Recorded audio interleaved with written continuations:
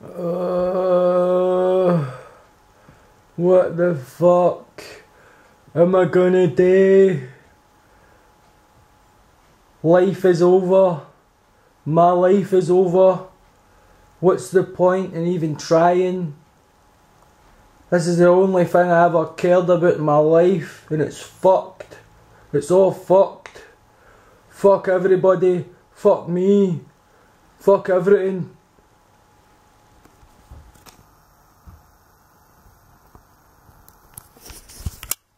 I'm glad to see that we're not overreacting. How you doing, folks? This is a very disappointing day. No doubt about it.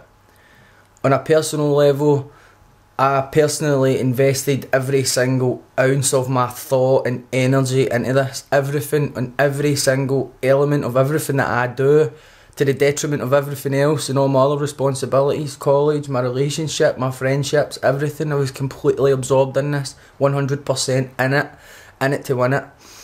But at the same time, I did last week prepare for this scenario, because I recognised that a lot of people who got involved in this campaign and voted, it was the first time they had really cared about politics. And what is even worse than a no vote is the idea that those people are going to see this as a signal that they shouldn't have cared and that they shouldn't have bothered, and that it confirms all the cynicism they used to have. I want to speak to those people and say, you have to trust me. You have to trust me now. Like if you trusted me when I was doing a speech or when I posted a video and you thought I knew what I was talking about.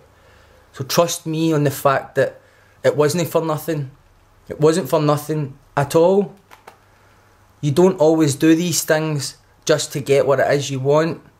And remember, there are a lot of people in the campaign who have been here before and they have lost before. So take heart for that. And take heart for the fact that they were back on the front line this time round.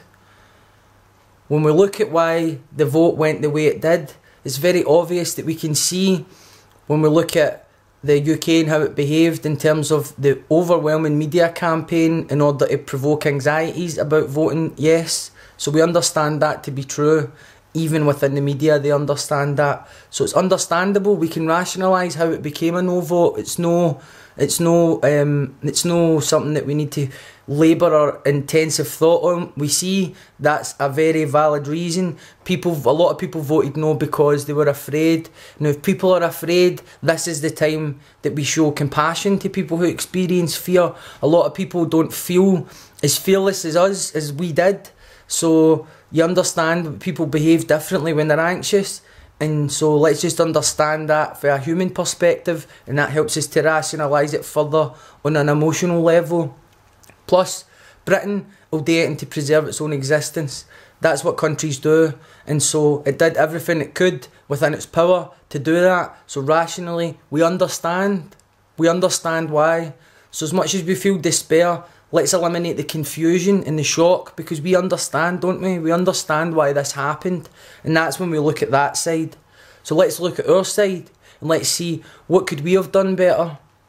Well, it's obvious from the data that overwhelmingly young people embraced the idea of independence. Overwhelmingly, it was our biggest demographic, but that was in stark contrast to the senior citizens, who are a product of another way of thinking in another time, who voted, some may say out of self-interest, some may say because they have different value systems. Either way, what we see is a way of thinking on its way out and a new way of thinking on its way in. So this is actually a brilliant scenario that we can read with complete clarity. All we have to do is make sure that we are treating our young people with respect, compassion, empathy, understanding, that we do everything we can not to patronise them, that we listen to them, that we make sure that at every single possible juncture we are giving them the opportunity to be involved in the discussions about their own life. That is all we need to do. The yes vote is sitting there. We just need to wait for it to grow up and assume power. And I don't mean grow up in terms of maturity. I just mean these young people are going to become the adults, and All we need to do is just let that happen and let it blossom and nurture it. Now, while we do that, we need to make sure that we're opening up a dialogue with the people who voted no. There's a misconception in elements of the Yes campaign that anyone who voted no did so because they enjoy food banks, because they enjoy bankers writing legislation, because they enjoy nuclear weapons. No, what we have to understand, and this is difficult for some of you to hear, we have to understand that a lot of people who voted no dislike those things just as much as we do. But they genuinely feel that we have more chance of overthrowing an establishment as a united kingdom. Do you understand? So, whereas we see Scotland going independent as a catalyst for the United Kingdom, they see us voting for yes as us acting in self-interest. They see that as selfishness on our part. When you begin to think about it like that, you can take the judgment out of the equation and just see it for what it is. They have just as much entitlement to feel as strongly about their viewpoint as we do about ours. But there's a lot of moral indignation within the Yes campaign, and I've been guilty of it too. I'm modifying and adapting my approach based on the democratic facts that we see. So I'm urging people to see the opportunity in this. The fact is, the establishment has got a bloody eye, it's bruised, and like Alex Salmond said, and he is giving the last order to the campaign, hold their feet to the fire. Hold their feet to the fire. He has helped bring Scotland to a place where tens of thousands of people are engaged in the political process. Now, while the SNP, who fight for Scottish interests in the Scottish Parliament, while the SNP are getting their shit together, we need to make sure the Parliament doesn't come under control of London by proxy, because what we do know is the leaders in the No campaign will tell you this as well, the people who voted no, they know the leaders of the Scottish parties up here, Tories, Labour, Lib Dem, are under London rule. The No campaign won on a programme that the Scottish leaders didn't even launch, and if they did launch, they had to get permission for London to do it. Now finally, I just want to talk about the media, the press. There's been a big criticism of the BBC, and that's quite right. But within every institution, there's good and bad. And now what we need to do is we need to realise that if we are just going to stand back and rely on the media to discern the facts for us, then we're not being full citizens. We need to engage now in a process of learning how to read the news properly, news literacy. This is a democratic safety valve. Traditionally, the journalists, the universities, academics, the trade unions, they were your democratic safety valve. They create the space for your struggles to exist and be discussed. They are the liberal class, and they failed. They failed. They failed. The Herald coming out in favour of no is a failure, a democratic failure. What that shows you is that the inequality is so wide that the liberal class, the democratic safety valve, no longer see life through the lens that you see it through. The only way you can influence that is to get into the media yourself, or as a citizen, assume more critical thinking responsibility. That is what we need to do. This is a brilliant opportunity. All we need to do is just keep moving forward. We can build an even bigger movement,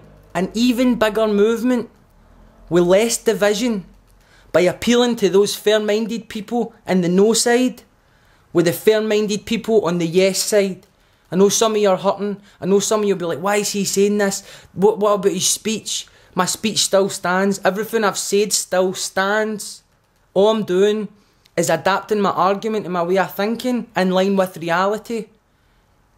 Acceptance is not about saying it's okay that this happened. Acceptance is about not disputing the reality that it did happen. And see, when you just accept that it happened, you start to feel better. You start to feel more useful in your own mind. Peace will come. And the leaders of tomorrow are emerging now. So start listening to them. If you liked them before the vote, then why all of a sudden would you think they were dicks and block them now? Simply just because they're saying something that you might not agree with. I urge anybody out there with a profile of any sort to start making this case. Let's bring both sides together. Let's just work with what we've got. Let's see if the people in No who thought we had a better chance of bringing down the establishment with a no vote, let's just see if they're right. What else can we do just now? That is what we've got to do. That is the reality. I'm sorry for the people out there who feel lost and hopeless, but I'm just asking you to trust me, because this morning I had various moments where I looked in the future and I know what I saw. If I went down that road of disappointment and despair and anger and resentment, I saw a drunk man. I saw a man drunk, alone, isolated.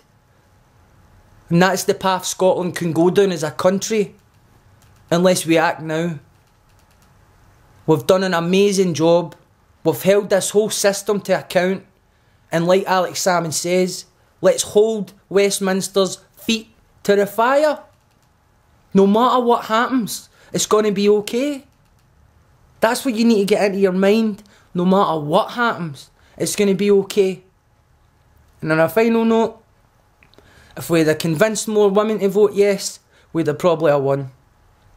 I think the key to unlocking the true evolution of this society is not just to talk about the empowerment of women and espouse those values, but for everyone to really get educated about what it means. Because when women are empowered, they have a natural caring capacity that harmonises a lot of things when it's unleashed.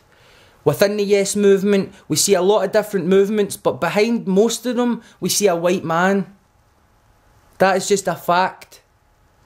Now, I was holding back on a lot of the things that I wanted to say before the campaign because I didn't want to undermine it. All bets are off now, so you're being watched. It's time to reform your organisations. They were hastily put together in service of a campaign. We understand that. Now it's time to go back, get properly constituted, get properly organised. Look to the Green Party for examples of how to write equality into your organisation. How to actually structure it. That's my challenge. If you don't think I'm worth listening to, do so at your peril. You've done brilliant, folks. Proud of Glasgow as well. Brilliant. Amazing. Peace out.